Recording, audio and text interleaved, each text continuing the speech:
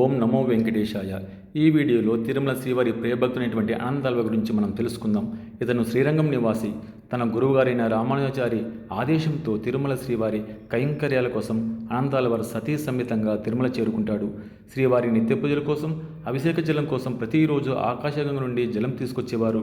నిత్య పూజల కోసం పూలతోట పెంచాలని మరియు స్వామివారి కైంకర్యాల కోసం దేవాలయం దగ్గరలోనే నీటి బావి ఉంటే బాగుంటుందని, స్వామివారి సేవకు మరింత సమయం వెచ్చించవచ్చని భావించి నిన్ను గర్భిణి అయిన తన భార్యతో కలిసి దేవాలయానికి దగ్గరలోనే కోనేరులాగా ఒక బావిని గడ్డపారతో త్రవ్వి ఆ మట్టిని తట్టలలో నింపగా తన భార్య ఆ మట్టిని దూరంగా తీసుకువెళ్ళి వేసి వచ్చేది. అలా భార్యాభర్తలు ఇద్దరూ తన కోసం కష్టపడడం చూసిన మనస్సు ద్రవించిన శ్రీవారు వారికి సహాయం చేయాలని బాలు రూపంలో వచ్చి అనంత ఆల్వార్కు చెప్పగా అనంత ఆల్వార్ తిరస్కరించాడు. అయినను బాలు రూపంలో ఉన్న శ్రీవారు సహాయపడతానని విసిగించాడు. వద్దు, వెళ్ళిపో అని అనంత ఆల్వార్ గద్దించాడు.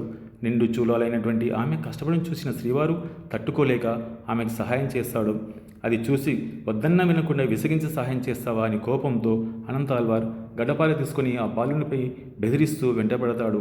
బాలు రూపంలో ఉన్న శ్రీవారు చిరునవ్వుతో దేవాలయం వైపు పరిగెడుతూ గుడి లోపలికి వెళ్ళడం చూసిన కోపంతో గడ్డపారను అనంత ఆల్వార్ ఆ బాలుడిపై విససాగాడు. ఆ గడ్డపార ఆ బాలుడి గడ్డని తగిలింది. అంతలోని ఆ బాలుడు ఆనంద నిలయం లోపలికి వెళ్ళి అదృశ్యమైనాడు. అనంత ఆల్వార్ ఆ బాలుడు కోసం దేవాలయం అంతా వెతికి చివరకు శ్రీవారి సన్నిధికి వెళ్ళి చూడగా శ్రీవారి విగ్రహం గడ్డం నుండి రక్తం ధారలుగా కావడం చూసి అనంత ఆల్వార్ భయకంపితుడై చెల్లించి, స్వామి, ఏమిటి పరిస్థితి? మా నుంచి ఏ అపరాధం జరిగిందని స్వామివారిని హృదయపూర్వకంగా వేడుకొనగా అప్పుడు శ్రీవారు మూల విరాట్ నుండి, అనంత, నీవేగా గడ్డపారతో నన్ను తరిమి కొట్టావు, దాంతో నాకు గాయమైంది, అంతా నీవల్లేగా అని శ్రీవారు సెలవిచ్చారు. అనంత ఆల్వార్ భయకంపితుడై స్వామివారి పాదాలు పట్టుకుని, నా తప్పు క్షమించు, పిల్లవాణి రూపంలో నా కోసం నాకు సహాయం చేయాలని వచ్చావా తండ్రి? నేనంతటి మూర్ఖుడిని, నిన్ను గుర్తించలేకపోయానే భక్తిపూర్వకంగా విలపిస్తూ స్వామివారి విగ్రహం గడ్డం నుండి దారాలుగా వస్తున్న రక్తాన్ని ఆపడం కోసం పచ్చకర్పూరాన్ని అద్దడం జరిగింది. దాంతో రక్తస్రావం ఆగిపోయింది. అప్పటి నుండి ప్రతిరోజు స్వామివారి విగ్రహానికి పచ్చకర్పూరం పెట్టడం అనవాయితీగా మారింది. ఇప్పటికీ కూడా నిత్యం స్వామివారి కైంకర్యాల కోసం అనంత ఆల్వార్ పూలతోటి నుండి పూలు తీసుకెళ్తారు. మీరు చూస్తున్నది అనంత ఆల్వార్ సమాధి.